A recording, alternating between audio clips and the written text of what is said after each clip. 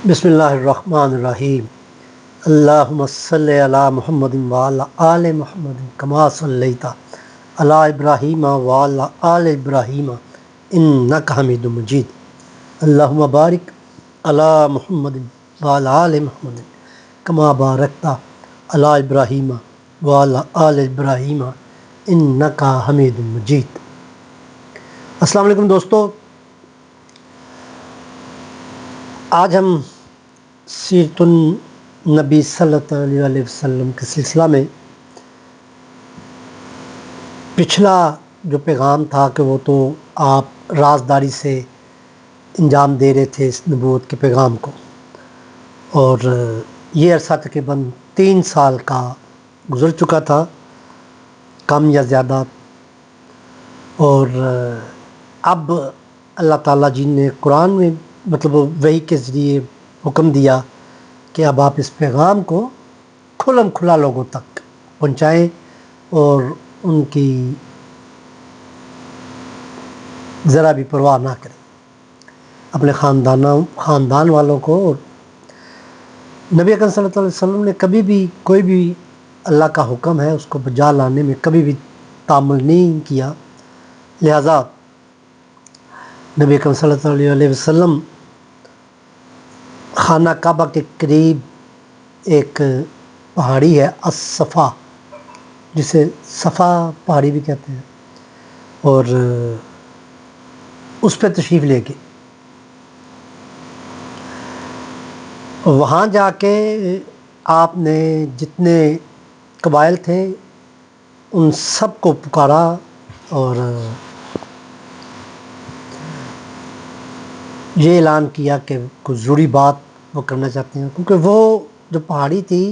یہی طریقہ وہاں پہ تھا، وہاں پہ جب بھی کسی کو کوئی اعلان کرنا ہوتا تھا شہر کے متعلقہ تو وہ اس پہاڑی پہ ہی جو تھے کھڑے ہو کے تو یہ اعلان کیا کرتے تھے۔ تو میرے آقا صلی اللہ علیہ وسلم کو جب اس چیز کا حکم ہوا تو آپ بھی اس پہاڑی پہ تشریف لے گئے، اور وہاں پر جو لوگ تھے انہوں نے فوری طور پر اس پیغام کو قبیلوں میں پہنچا دیا۔ لوگ جوگ در جوگ بھاگتے ہوئے آئے کہ نبی صلی اللہ علیہ وسلم نے کوئی اہم اعلان کرنا ہے۔ تو جب آپ نے دیکھا کہ تمام قبائل جو ہیں وہ اکٹھے ہو گئے ہیں تو نبی اکرم صلی اللہ علیہ وسلم نے کہا ہر قبیلے کا نام لے کر کہ اگر میں یہ کہوں کہ اس پہاڑ کے دوسری طرف سے ایک مسلح اسلحے سے لیس ہو کر ایک گروہ ہے جو آپ پر حملہ کرنا چاہتا ہے، آپ کو نقصان پہنچانا چاہتا ہے، تو کیا آپ میری بات پہ یقین کریں گے؟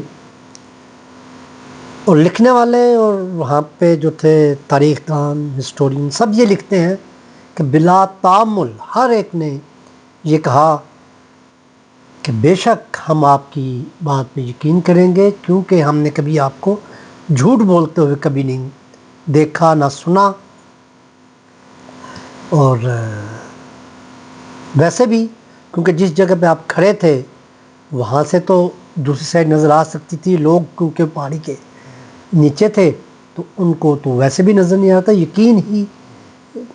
ان کا کرنا جو تھا قرین عقل تھا، کیونکہ وہ نبی صلی اللہ علیہ وسلم کی گواہی تو دے چکے تھے کہ وہ آپ جھوٹ نہیں بولتے ہیں۔ تو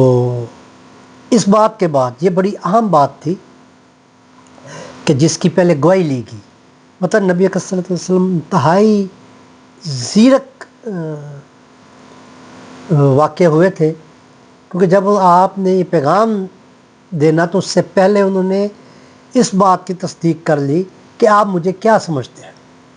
تو وہ تو سب نے کہہ دیا۔ اب انہوں نے اس بات کو بالکل اس طرح ہی کہا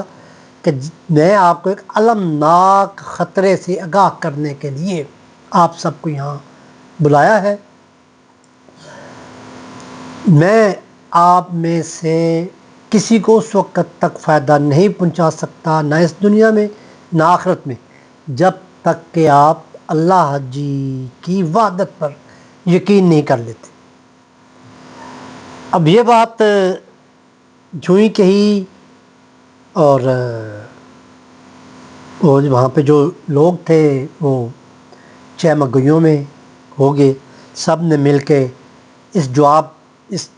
اس پیغام کا جواب دینے کے لیے ابو لہب کو مقرر کیا کہ آپ ان کو جواب دیں۔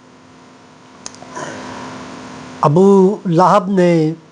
بہت برے لہجے میں کہا، تیرا ستیہ ناس ہو، کیا تم نے اس بات کے لیے ہمیں یہاں پہ اکٹھا کیا ہے؟ اور نہ صرف یہ کہا بلکہ جو وہاں پہ کچھ لوگ تو ایسے تھے جنہوں نے کہا کہ یہ بات غیر سنجیدہ، غیر مخلصانہ ہے،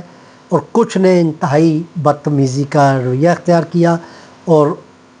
ان کی بدتمیزی کو ہونے دیا گیا۔ مطلب یہ نہیں کہ بھئی کسی نے اس کو روکا، لیکن وہ سب اس کی حوصلہ افزائی کی گئی جنہوں نے درست یا اس طرح کا رویہ اختیار کیا۔ اب نبی اکرم صلی اللہ علیہ وسلم کو سمجھ آ گئی کہ یہ تو ایک اپنے رشتہ داروں کے ساتھ اور اپنے ہی قبیلے اور ان کے ساتھ بہت زیادہ اختلاف رائے سامنے آ گیا ہے۔ جب وہاں سے سب جو تھے یہ باتیں کرتے ہوئے چلے گئے تو اس وقت تک وہاں پر ایک بھی حمایت میں آواز نہیں اٹھی تھی، اور آپ وہاں پہ اکیلے رہ گئے۔ اب آپ کو سمجھ آ گئی کہ یہ جو اختلاف رائے ہے، اب اس کے ساتھ ہم نے آگے اس پیغام کو لے کے چلنا ہے۔ اور لیکن یہاں پر ایک سوال میرے ذہن میں آیا تھا، وہ آپ کے ذہن میں بھی آیا ہوگا، کہ 3 سال کی جو جدوجہد تھی اس میں 40 کے قریب لوگ جو تھے وہ آپ پر ایمان لائے تھے، تو وہاں پہ جب دعوت دی گئی تو ان 40 میں سے کوئی وہاں پہ موجود نہیں تھا یا تھا، لیکن وہاں پر کوئی آواز آپ کے حق میں بلند نہیں ہوئی۔ اس کا مطلب یہ ہے کہ وہاں پہ وہ 40 نفوس جو تھے جنہوں نے آپ صلی اللہ علیہ وسلم پر ایمان لائے تھے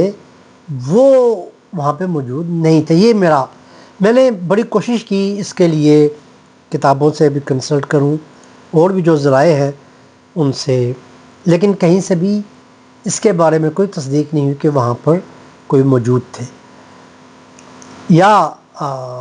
اس کا جواب ہم تلاش کریں گے، آپ بھی تلاش کیجئے گا،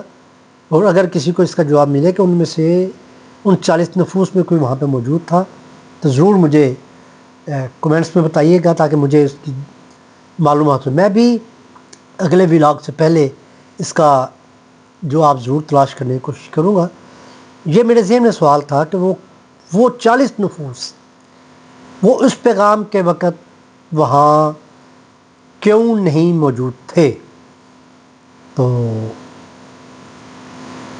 اب نبی علیہ وسلم کو اندازہ ہو گیا تھا کہ اب یہ جدوجہد جو ہوگی اس میں بڑی مخالفت کا سامنا کرنا پڑے گا، جیسا کہ نبی علیہ وسلم کی زندگی سے پھر یہ پتہ بھی چلتا ہے۔ تو دیکھتے ہیں جی اب اس کے بعد میرے اکثر نے کیا اسٹریٹجی اپنائی۔ السلام علیکم دوستوں، وما علینا الا البلاغ المبین۔